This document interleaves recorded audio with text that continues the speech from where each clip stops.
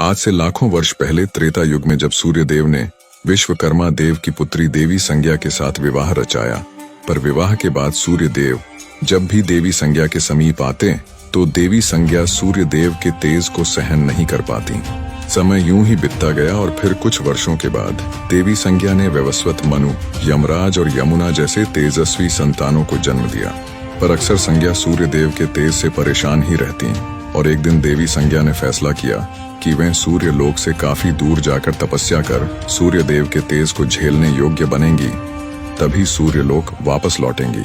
पर उन्हें अपने नवजात संतानों की भी देखरेख करनी थी और साथ ही देवी संज्ञा चाहती थी कि उनके सूर्य लोक छोड़ने की बात सूर्य देव को पता न चले।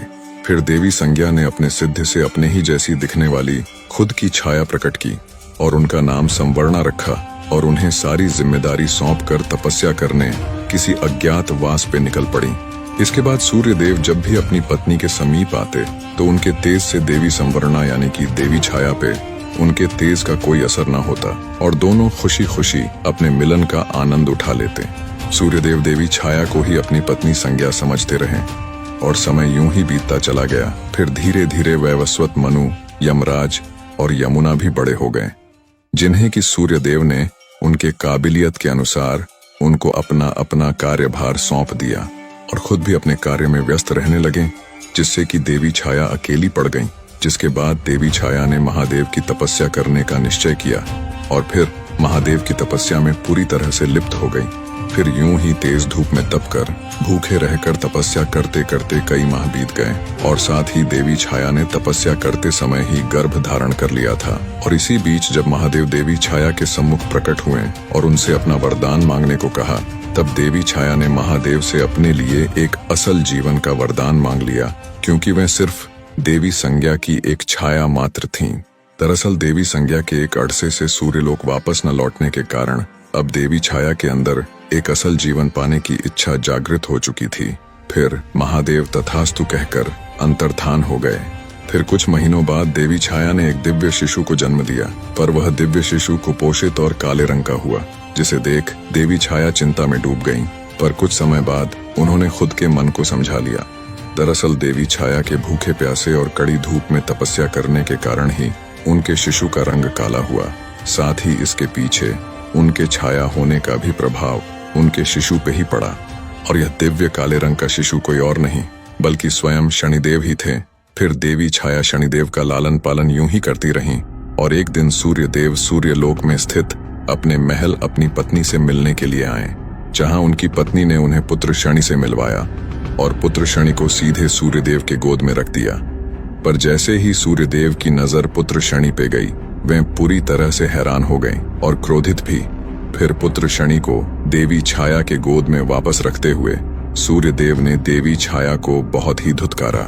सूर्यदेव ने कहा कि इस शिशु में उनके कोई भी गुण मौजूद नहीं, न ही उनकी तरह तेज, न ही स्वस्थ और न ही रंग रूप, किसी भी प्रकार से ये उनका पुत्र हो ही नहीं सकता। सूर्यदेव ने पुत्र शनि को अपना पुत्र स्वीकारने से साफ मना कर दिया और गुस्से में वहां से चले गए, जिसके बाद देवी छाया अत्यंत ही निराश हो गईं। और यही वो दिन था जब शनिदेव और सूर्यदेव के बीच शत्रुता की एक बड़ी शुरुआत हो चुकी थी। सूर्यदेव ने अब अपनी पत्नी छाया से दूरी बना लिया था। फिर समय बीतने के अनुसार शनिदेव अब थोड़े बड़े हो चुके थे और अकेली पड़ चुकी छाया का एकमात्र सहारा भी बन चुके थे। शनिदेव पैदाइशी ताकतवर थे और इसका एकमात्र कारण उनके गर्भ में होने के समय देवी छाया का महादेव के लिए तपस्या करना था। तपस्या के प्रभाव के कारण ही शनिदेव पैदाइशी ताकतवर थे। ताकतवर होने के साथ साथ वे थोड़े गुस्सैल और शरारती भी थे। बेहद कम उम्र होने के बावजूद भी उन्होंने कई गंधर्वों को युद्ध में अकेले ही परास्त कर दिया था, यहाँ तक कि देवताओं को भी टक्कर देने लगे थे। शनिदेव अपने गुस्से का प्रयोग अपनी ताकत के साथ मिलाकर किया करते और इसीलिए वे बड़े से बड़े गंधर्वों और देवताओं को अपनी ताकत का लोहा मनवा चुके थे। शनिदेव के बचपन से ही इतने कठोर बन जाने के पीछे उनके पिता सूर्यदेव के प्रति उनके मन में पल रहा क्रोध ही था और उस समय शनिदेव का एकमात्र लक्ष्य सूर्यदेव से भी ज्यादा शक्तिशाली बनकर उनके घमंड को चकनाचूर करना था। फिर समय जैसे जैसे बीतता जाता, शनिदेव के अंदर सूर्यदेव के प्रति क्रोध और घृणा की भावना उतनी ही बढ़ती जाती और इसी प्रकार शनिदेव अब युवा भी हो चुके थे। फिर देवी छाया ने शनिदेव के दिन पर दिन बढ़ते गुस्से को शांत करने के लिए उनका विवाह चित्ररथ नाम की कन्या से करवा दिया, जो कि परम तेजस्विनी और साध्वी थीं। विवाह के बाद शनिदेव सचमुच काफी शांत रहने लगे थे और एक बार जब शनिदेव अपने ध्यान मुद्रा में बैठे हुए थे, तब उनकी पत्नी चित्ररथ ने शनिदेव के सम्मुख पुत्र प्राप्ति की इच्छा व्यक्त की, जिसका शनिदेव ने कोई उत्तर नहीं दिया। तमाम बार अपनी इच्छा व्यक्त करने के बावजूद भी देवी चित्ररथ को शनिदेव की तरफ से कोई जवाब न मिला। फिर देवी चित्ररथ को शनिदेव का यह व्यवहार अपमानजनक लगा और फिर देवी चित्ररथ क्रोध में आकर शनिदेव को श्राप दे बैठी। देवी चित्ररथ के श्राप के दौरान शनिदेव यदि किसी को मात्र सिर्फ देख भी लें तो उसकी तबाही निश्चित थी, यानी कि देवी चित्ररथ ने उन्हें किसी को नजर उठाकर न देखने का श्राप दे दिया। ध्यान मुद्रा से उठने के बाद शनिदेव को अपने भूल का आभास हुआ और उन्होंने अपनी पत्नी को मनाने की बेहद कोशिश की, जिसके बाद देवी चित्ररथ को भी अपनी गलती का एहसास हुआ। पर श्राप को निष्फल करने की शक्ति देवी चित्ररथ के पास न थी और फिर इस घटना के बाद से शनिदेव अपना सिर नीचे करके चलने लगे। फिर यह बात पूरे ब्रह्मांड में तेजी से फैल गई और यह बात असुरों के गुरु शुक्राचार्य को भी पता चली, जिसके बाद वे असुरों के सेनापति राहु के साथ शनिदेव के सम्मुख प्रकट हुए और शनिदेव के इस श्राप को अपनी शक्ति बनाकर देवताओं के खिलाफ इस्तेमाल करने की सलाह दी, जिसके बाद शनिदेव ने शुक्राचार्य को खुद के स्वार्थ के लिए दूसरों का इस्तेमाल न करने की सलाह देते हुए साफ मना कर दिया और शुक्राचार्य समेत राहु को वापस जाने की सलाह दे दी। इसी बीच देवी संज्ञा पृथ्वी से सूर्य देव के तेज को झेलने योग्य बनकर सूर्यलोक वापस लौट आए और फिर उन्हें अपने पीठ पीछे हुए सभी करतूतों का पता चल गया, जिसके बाद वे देवी छाया पे अत्यंत ही क्रोधित हुईं और सूर्यदेव को सब कुछ सच सच बता दिया। जिसके बाद सूर्यदेव ने तो देवी संज्ञा के ऊपर अपना क्रोध व्यक्त किया ही, साथ ही उन्होंने देवी छाया और शनिदेव को सूर्यलोक से निष्कासित और अपमान कर बाहर निकाल दिया।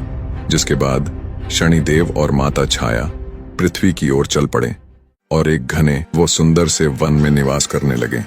वन में रहते रहते शनिदेव की मित्रता काकराज से हुई और इस बेहद खूबसूरत वन में शनिदेव माता छाया के संग खुशी खुशी रहने लगे थे। फिर समय बीतता गया और कुछ वर्षों के बाद सूर्यदेव को शनिदेव के इस निवास स्थान का पता चला, जिसके बाद वे शनिदेव के जान के दुश्मन बन बैठे और शनिदेव के निवास स्थान वाले वन में सूर्यदेव ने अपने मायावी तेज से आग लगा दी।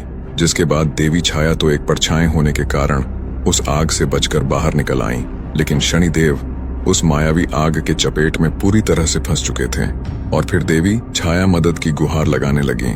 फिर अचानक काकराज ने वन के ऊपर से आकर शनिदेव को अपने पंजों में जकड़कर काफी दूर अपने काकलोक ले गए और फिर काकलोक में आने के बाद काकराज ने शनिदेव को अपनी माता से मिलवाया और काकराज की माता ने शनिदेव को काकलोक में ही रहने की विनती की, जिस पे शनिदेव ने भी सहमति जताई। काकराज की माता ने शनिदेव को अपने पुत्र की तरह लाड़ प्यार से रखा। फिर यूं ही समय बीतता गया और एक दिन यह बात इंद्रदेव को पता चली, जिसके बाद शनिदेव और काकराज की अनुपस्थिति में इंद्रदेव ने काकलोक पे हमला कर दिया, जिसके फलस्वरूप तमाम काक समेत काकराज की माता की मृत्यु हो गई।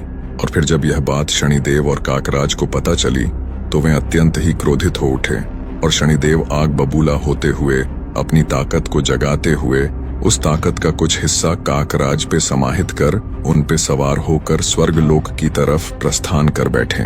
और यहाँ स्वर्गलोक पे इंद्रदेव समेत सभी देवता नृत्य और सोमरस का आनंद उठा ही रहे थे कि तभी उन्हें दूर से बेहद जोरदार गर्जना भरता हुआ तीव्र गति से सामने आता हुआ काल के समान काक और उस पे सवार शनि नजर आया, जिन्हें देख स्वर्गलोक में भगदड़ मच गई और देवता युद्ध के लिए अस्त्र शस्त्र लिए तैयार हो गए। लेकिन शनिदेव स्वर्ग पे कदम रखते ही अपने तिरछी नजर से देवताओं को तो पहले शक्तिहीन बना दिया, फिर अपने आंखों की तेज रोशनी से उन पे प्रहार कर उन्हें फर्श पे पटक दिया।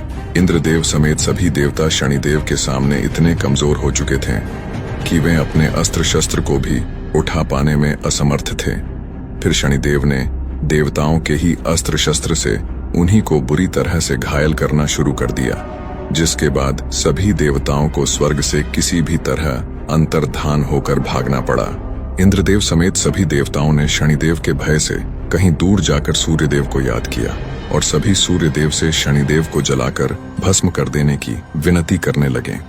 जिसके बाद स्वर्गलोक में सूर्यदेव का आगमन हुआ और सूर्यदेव ने शनिदेव को यह सब रोकने का आदेश दिया, जिसपे शनिदेव ने साफ इनकार कर दिया। फिर सूर्यदेव ने शनिदेव के ऊपर अपने मायावी घातक किरणों से प्रहार कर दिया, जिसे कि शनिदेव ने बीच में ही अपने आंखों की भयंकर ऊर्जा से तबाह कर दिया और साथ ही सूर्यदेव के ऊपर अपनी कुदृष्टि भी डाल दी, जिससे कि सूर्यदेव बिल्कुल ठंडे और काले पड़ गए, जिसके फलस्वरूप पूरे आकाश गंगा की रोशनी विलुप्त हो गई और हर जगह सिर्फ अंधेरा ही अंधेरा छा गया। जिसके बाद सूर्यदेव को भी स्वर्ग छोड़कर भागना पड़ा। फिर सभी देवता अपने बचे खुचे शक्तियों का इस्तेमाल कर किसी भी प्रकार पृथ्वी में स्थित कैलाश पहुंचे और महादेव के सम्मुख सारी बात बताकर रो पड़े। जिसके बाद महादेव ने तो सबसे पहले सभी देवताओं को उनके करतूतों के लिए फटकार लगाई और फिर स्वर्ग समेत देवताओं की शक्तियों को वापस दिलाने का भी भरोसा दिलाया। फिर महादेव ने अपने कुछ शिवगणों की टुकड़ियों को देवताओं के साथ स्वर्गलोक रवाना किया। जिसके बाद स्वर्गलोक पहुंचते ही देवताओं ने शनिदेव को युद्ध के लिए ललकारा। जिसके बाद शनिदेव युद्ध के लिए देवताओं और शिवगणों के आगे उपस्थित हुए और फिर शिवगण समेत सभी देवता एक साथ मिलकर शनिदेव के ऊपर टूट पड़े। जिसके बाद शनिदेव शिवगणों और देवताओं के प्रहार से बचते हुए काकराज के ऊपर जा बैठे और अपने कुदृष्टि का प्रयोग करके उन्होंने सबसे पहले तो शिवगणों को शक्तिहीन और सुस्त बना दिया, जिससे कि वे जमीन पर गिर पड़े। फिर शनिदेव ने अपने कुदृष्टि से इंद्रदेव और सूर्यदेव को वहीं मूर्छित कर दिया और यह देख बाकी देवता स्वर्ग लोक से अंतर्धान हो गए। फिर शनिदेव ने इंद्रदेव से देवराज का राज मुकुट छीनकर अपने पास रख लिया और फिर इंद्रदेव समेत सूर्यदेव को स्वर्ग में ही अपना बंदी बनाकर बंदी गृह में डाल दिया और यहाँ अग्निदेव और वरुण देव समेत बाकी देवता स्वर्ग लोक से दोबारा से भागते हुए कैलाश महादेव के पास आ पहुंचे और महादेव को सारी बात बताते हुए उन्हें स्वयं स्वर्ग लोक चलकर शनिदेव को समाप्त करने की विनती करने लगे। इतना सुनते ही महादेव कैलाश से अंतर्धान हो गए और देवता देखते ही रह गए और यहाँ स्वर्ग लोक पे शनिदेव पूरी तरह से अपना आधिपत्य जमाकर बैठ चुके थे एवं इंद्रदेव समेत सूर्यदेव को एक बड़ा दंड देने की तैयारी में जुट चुके थे कि अचानक स्वर्ग लोक में एक सैलाब सा आ गया। पूरा स्वर्ग थर्रा उठा। फिर आगमन हुआ देवों के देव महादेव का, जिसके बाद महादेव ने शनिदेव को यह सब रोकने का आदेश दिया, पर शनिदेव ने अपना सिर झुकाए हुए ही इनकार कर दिया। फिर महादेव ने शनिदेव को युद्ध करने को कहा, जिसके बाद शनिदेव अपने सम्मुख इतनी बड़ी शक्ति देख घबरा गए और जल्दबाजी कर बैठे। शनिदेव ने सीधा अपनी कुदृष्टि महादेव पर ही डाल दी, जिसके जवाब में महादेव ने अपने तीसरे नेत्र को शनिदेव की तरफ थोड़ी सी खोल दी, जिसके फलस्वरूप महादेव के तीसरे नेत्र से निकले थोड़े से ही ऊर्जा से शनिदेव का शरीर बीच से फट गया और वे बुरी तरह से घायल हो गए। फिर वे काफी ज्यादा तेज झटके से पृथ्वी की तरफ गिरते चले गए। शनिदेव के मूर्छित होते ही देवताओं की शक्ति वापस आ गई और यहाँ महादेव के त्रिनेत्र से निकले थोड़े से ही ऊर्जा में इतनी ताकत थी कि शनिदेव स्वर्ग से नीचे की तरफ गिरते हुए पृथ्वी काफी तीव्र गति से पहुंच गए और तमाम पेड़ पौधों को ध्वस्त करते हुए एक पीपल के पेड़ में जा अटके। शनिदेव पूरी तरह से अधमरा हो चुके थे। ऐसा लगता था जैसे कि वे अब नहीं रहे, पर कुछ देर बाद उन्हें होश आया और फिर उन्हें महादेव के शक्ति का एहसास हुआ, जिसके बाद शनिदेव महादेव से काफी ज्यादा प्रभावित हुए और उन्हें अपना गुरु मानते हुए पीपल के पेड़ में वैसे ही पड़े पड़े महादेव की तपस्या में लीन हो गए। शनिदेव में इतनी भी ताकत नहीं बची थी कि वे थोड़ा हील भी सकें। फिर काफी वर्षों तक पीपल के पेड़ में ऐसे ही पड़े पड़े घोर तपस्या करने के बाद महादेव शनिदेव से काफी प्रसन्न हुए और महादेव शनिदेव की क्षमता और साहस से तो पहले से ही काफी प्रभावित थे। इसलिए उन्होंने शनिदेव को पीपल के पेड़ से अंतर्धान कर सीधे अंतरिक्ष में ला खड़ा कर दिया और पहले जैसे स्वस्थ भी बना दिया। साथ ही महादेव ने शनिदेव को एक दिव्य त्रिशूल भी भेंट किया, जिसके बाद महादेव ने शनिदेव को एक लोक भी भेंट किया, जिसको महादेव ने शनिलोक नाम दिया और आखिर में महादेव ने समस्त ब्रह्मांड के देवी देवताओं की मौजूदगी में शनिदेव को पूरे ब्रह्मांड का न्यायाधीश घोषित किया, यानी कि न्याय के देवता। और यह देख सूर्यदेव समेत सभी देवताओं को शनिदेव के साथ किए गए क्रूरता को लेकर अपनी गलती का एहसास हुआ। फिर अपनी गलती का पश्चाताप करने के लिए सूर्यदेव पृथ्वी जाकर देवी छाया को सूर्यलोक वापस लेकर आए और खुशी खुशी रहने लगे।